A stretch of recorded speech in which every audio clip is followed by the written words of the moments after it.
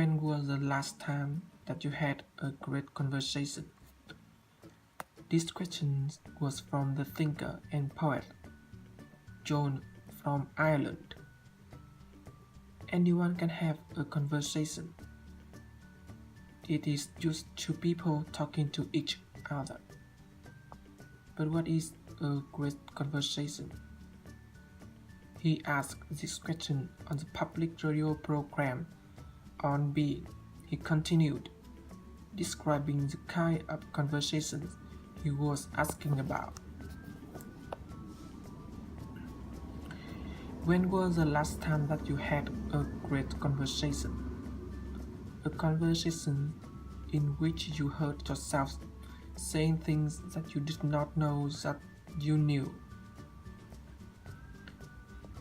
that you received from somebody else, that found place within you that you thought were lost. When you had a sense of an event, when you had a sense of an event of a conversation that brought the two of you to a different place. When did you last have a conversation that continued to sing in your mind for weeks and afterwards? You have had some of them recently, and it is just amazing. As we would say at home, they are food and drink for the soul. Have you ever had this kind of conversation? Some people think that conversations can change the world, but the world itself is also changing.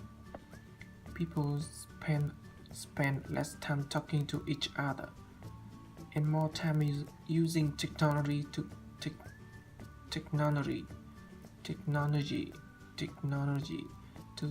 communicate, and this affects the way that we have conversations.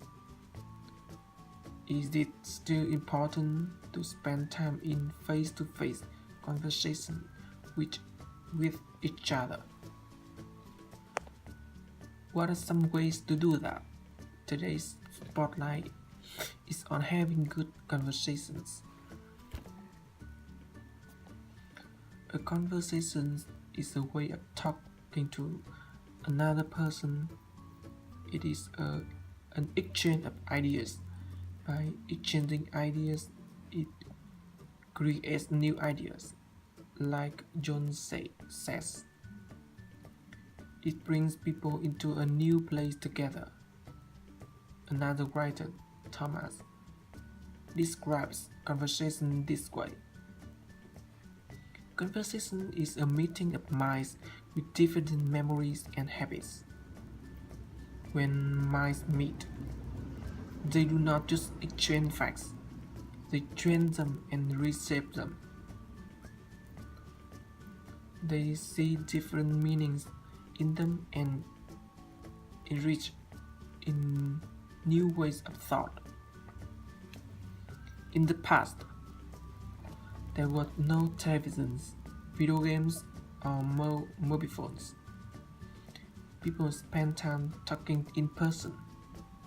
In many cultures, it was important to be able to have a good conversation. This showed that a person was friendly and intelligent.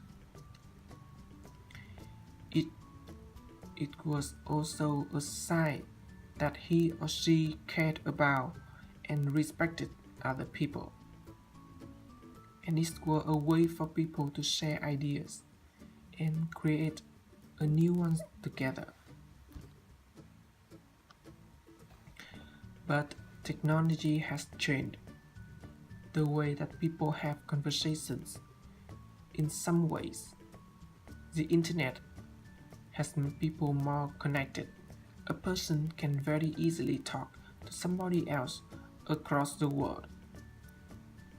And more people use mobile phones to communicate. They often text each other instead of talking. It is easy and quick. But this easy and quick method affects a person's ability to think about problems in a complex and deep way. Instead, he feels he needs to say many things quickly, maybe just because he can. Sherry Tucker is an expert in technology and communication. In a TED Talk, he explained, "We use technology to define ourselves. We share our thoughts, and feelings as we having them. We used to think, I have a feeling, I want to make a call. Now our first reaction is, I want to have a feeling, I need to send a text." But communication like texting doesn't have the same results as a good conversation. John talks about whether modern people have lost the ability for connecting in this way. I think we have not practiced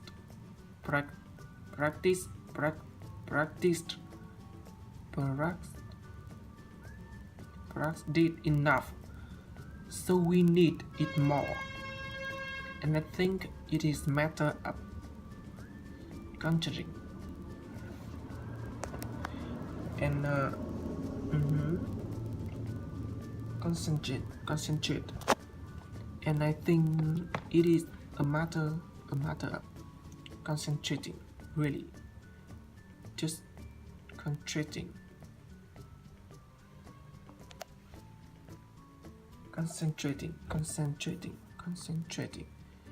It's just concentrating. If you understand how important to your whole spirit and being and character and mind and health friendship actually is, you will take the time for conversation. When we have less conversation, we miss this important relationship with people. We do not understand the complexity of other individuals, and we do not feel as supported emotionally. We also lose the chance to experience new ways of thinking. There is an important part of how humans create. Talking can change the world.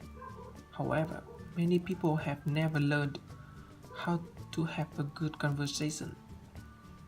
Talking to other people may make a person feel nervous or afraid. He may not know what to say and how to behave. Hadley is a radio interviewer. Her job is to have conversation with people.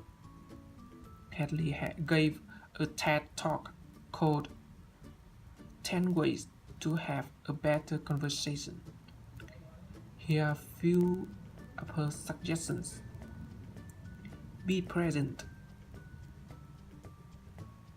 Concentrate on the person you are talking with at the present moment. If you do think about other things, put them out of your mind. You can think about them later. Enter every conversation thinking that you will learn something. Listen closely. Every person has had different experience. Every person has a different way to seeing the world. Be open to learning from people you talk with. When you are talking, try not to say the same things over and over, and try not to talk about too many small details. People will not remember exact times, dates, and names. Instead, concentrate on sharing your thoughts. Lastly, be interested in other people. If you are truly interested, interested, interested in learning from them, you will properly learn something about yourself too.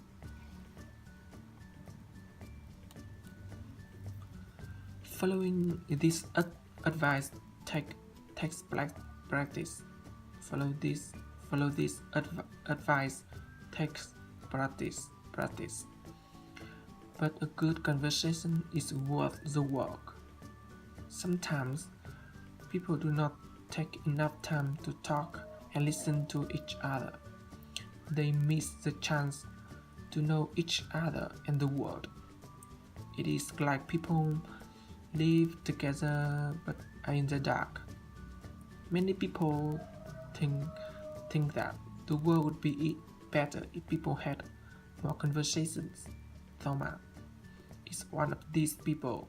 In his book, Conversation: How Talk Can Change Our Lives, he writes, I think we should start conversations to get rid of that darkness.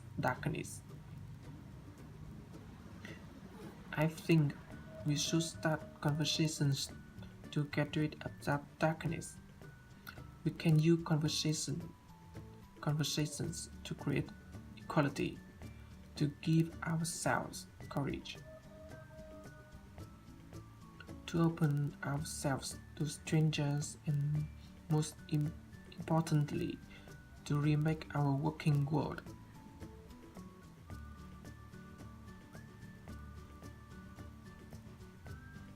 Do you think good conversations are important? Was the advice in this program helpful?